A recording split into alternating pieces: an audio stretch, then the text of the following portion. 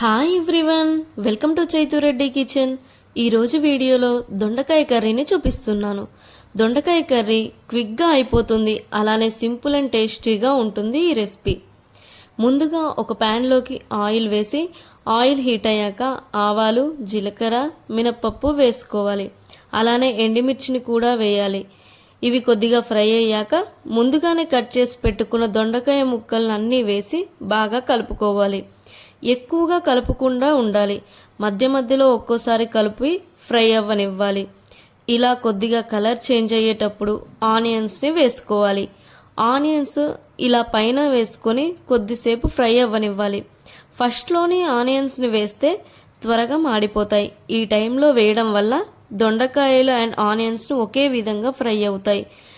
మళ్ళీ మధ్య మధ్యలో కలుపుకుంటూ దొండకాయ ముక్కల్ని ఫ్రై అవ్వనివ్వాలి. కొద్దిసేపు ఫ్రై అయ్యాక పసుపు, సాల్ట్ వేసుకొని కలుపుకోవాలి. అడుగు అంటకుండా కలుపుకొని మరి కొద్దిసేపు ఫ్రై అవ్వనివ్వాలి. లాస్ట్లో కారంని కూడా యాడ్ చేసి మరో 2 మినిట్స్ ఫ్రై చేసుకోవాలి. అంతే అండి, సింపుల్ అండ్ టేస్టీగా ఉంటుంది ఈ దొండకాయ రెసిపీ. స్కూల్స్ రీఓపెన్ అయ్యాయి కాబట్టి దొండకాయ ముక్కలను నైట్నే కట్ చేసుకొని 8 బాక్స్లో పెట్టి ఫ్రిడ్జ్లో స్టోర్ చేసుకొని మార్నింగ్ కుక్ చేయడం వల్ల మార్నింగ్ వంట అనేది ఈజీగా ఉంటుంది. ఎవరైతే సబ్స్క్రైబ్ చేయకుండా ఈ వీడియోని చూస్తున్నారో వాళ్ళు సబ్స్క్రైబ్ చేసుకోండి. మరో ఇంట్రెస్టింగ్ రెసిపీతో మళ్ళీ కలుద్దాం.